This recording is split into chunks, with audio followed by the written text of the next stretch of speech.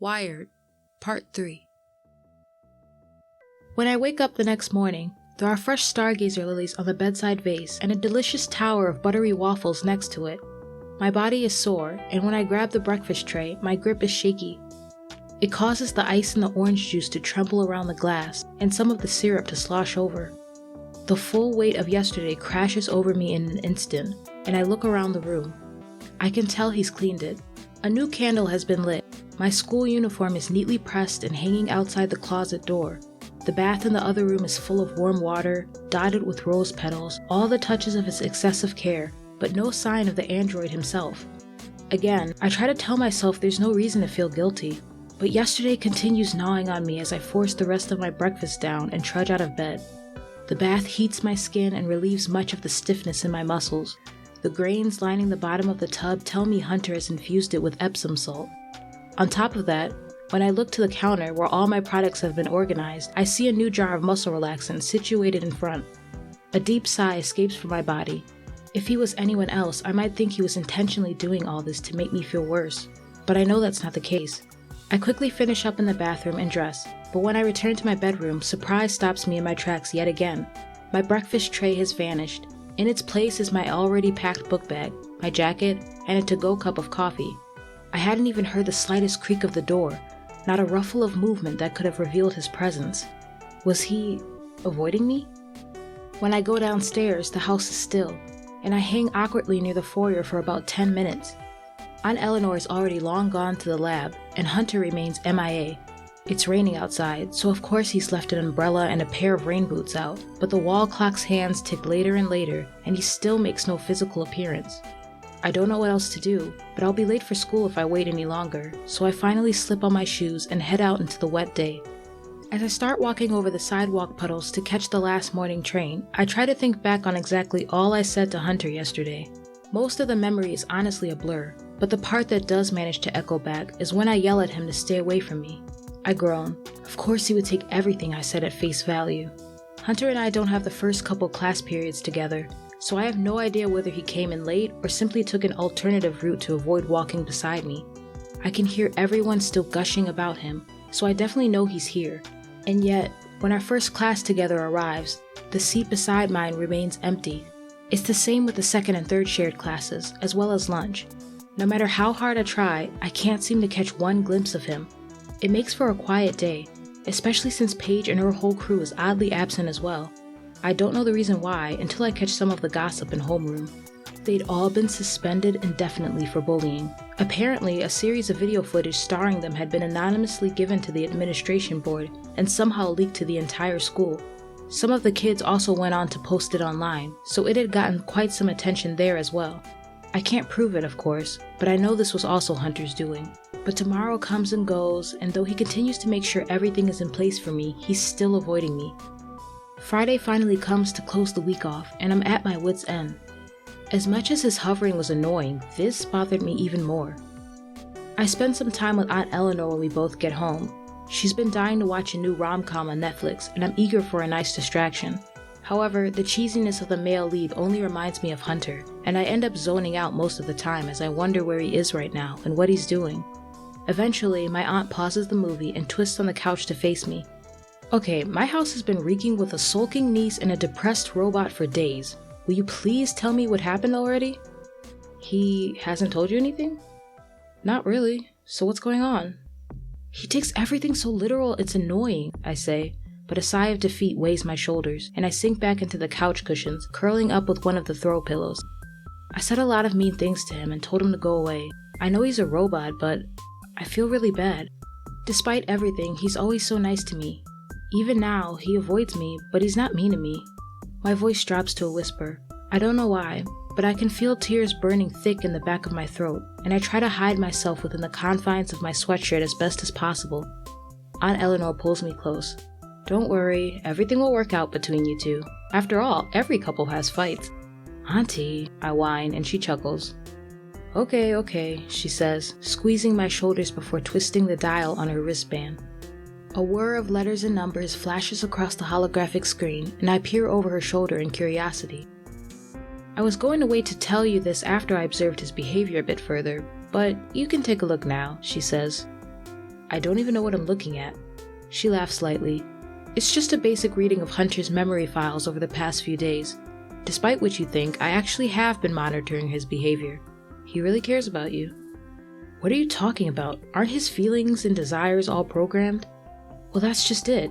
During the stages of his creation, of course I inputted concepts of emotions and things, but I think these past few weeks are proof that he's becoming something more.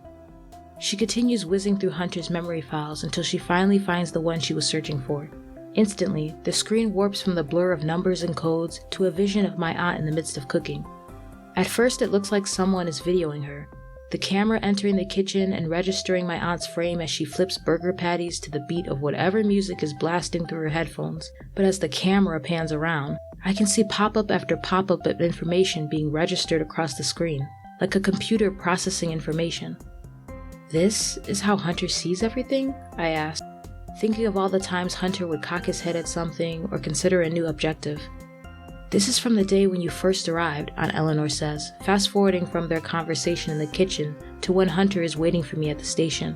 I can soon see myself in his point of view as he greets me for the first time, as well as the whiz of thoughts flashing across his internal processor. At first it's nothing special, just registering my appearance, likes and dislikes. However, as my aunt skims through his files during my first week here, I can see how his thoughts become far less robotic, especially when his school file starts. I can see myself in his vision a lot. It's nothing stalkish or creepy, however he is very observant, and I never realized just how much he's caught me crying. It makes me uncomfortable to see, especially with Aunt Eleanor witnessing it too, but thankfully she continues fast-forwarding. It was never my dream to program Hunter into a mindless, subservient force. I wanted him to be as genuine as possible and to develop his own personality. So while I programmed certain safeguards, I never gave him any set objective to follow. That includes his recent attention to you.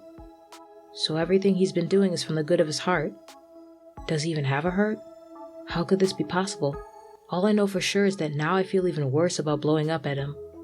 Aunt Eleanor notices the drop in my mood once more and switches off the computer, the hologram receding back into her wristband.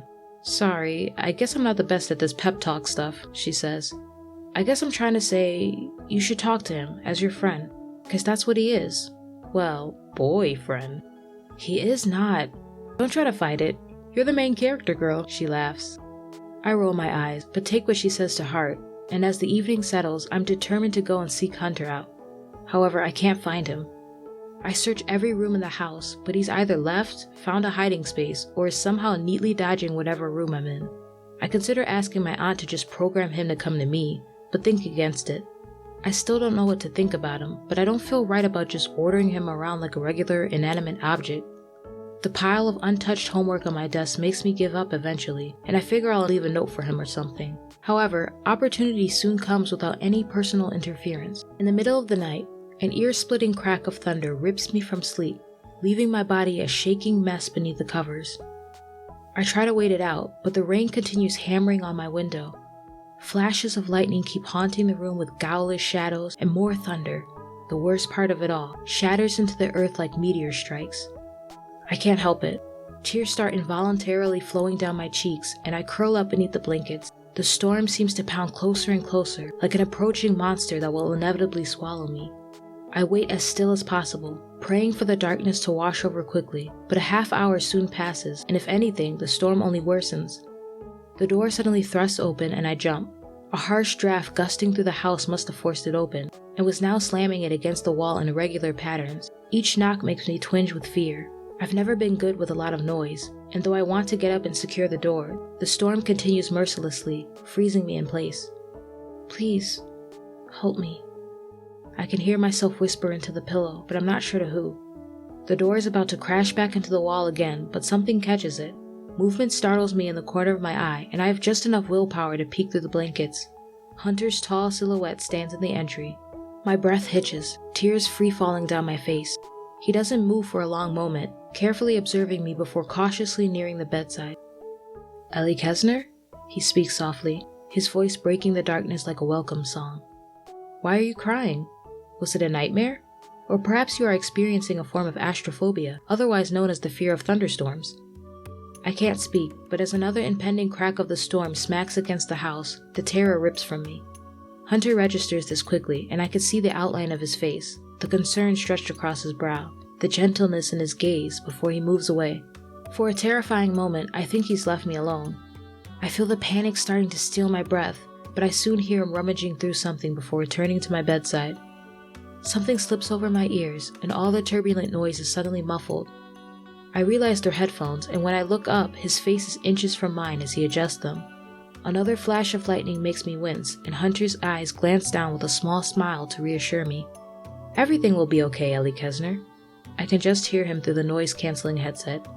"You are in no physical danger, but for your emotional well-being, I will remain with you." I still can't answer, but seeing him settle onto the cushioned floor beside me makes me calm a bit. He holds on to my hand, and while his eyes remain on me, a bluish hue ignites within their depths. Immediately, the Bluetooth sound in the speakers go off, followed by a playlist of lo-fi beats. I can barely hear anything other than the gentle tones now, and as his one hand continues clasping mine, the other wipes the remaining tears away, another smile framing his lips. I watch the blue dancing around his eyes as he plays song after song, and though I'm not sure when, sleep manages to pull me under. I don't wake until I feel the hand I've been clutching onto for dear life finally slip away from me. My eyes are not yet ready to open, but I force them to anyways. The first reaches of morning are peeking through the curtains, foreshadowing a beautiful day ahead, as if last night was just a dream. Hunter has disconnected from the headphones, his eyes reverting back to their obsidian glint as he removes them off me and plugs it into the wall. I sit up just as he turns back to me. "You appear to be faring much better, Elli Kesner. I am glad," he says with a short bow. "Goodbye now." "Goodbye?" Wait. My voice comes out scratchy, and I clear it quickly before speaking again. "Don't leave." "I cannot follow your request, Elli Kesner. Despite my former calculation at needing affection, you do not appear to be happy with my presence, last night being an exception due to your astrophobia. Now that the night has concluded, I must remove myself in order to ensure your happiness proceeds." "No, that's not what I want." He cocks his head to the side, clear lines of confusion forming as he processes this. "But this negates your former words. My memory is eidetic in nature, therefore I remember with certainty that I didn't mean it. I just said all that because I was mad, but..." My voice drops. It's hard to look him in the eyes, but I make myself peek up at him anyways. "I'm sorry." "You are apologizing to me? So what you told me prior were lies?" "Well, it's not like I was lying." "So what you said was truth, and you meant what you said?" "No, Gosh, why do you have to take everything so literal?" I growl, but I'm more frustrated at myself than him. "People say and exaggerate things when they're angry, but they don't always mean it. I don't really want you to go away. I mean, frankly, you avoiding me is more annoying than anything else." "So it is normal for humans to speak truth and lies interchangeably based on current emotions. I am not sure I understand, but I assume you are telling me the truth now? How am I to ever know the difference?" I can't help but smile at his innocence. "I'm really sorry I hurt you. Just please don't stay away from me anymore, okay?" I'm not really sure what else to say, but when I peek back up at him again, I can see that white-toothed smile returning in full. In a few quick strides, he closes the distance and captures me in a hug. "I officially accept your apologies, Elli Kesner, and will hereby resume my duties as your boyfriend." "Well, that's not exactly..." "You know what? Never mind," I say, figuring I'll pick my battles with him. Thank you so much for watching. You can check out this story and others on my wattpad. Please be sure to give this video a like, subscribe to help support my channel, and stay tuned for the next one.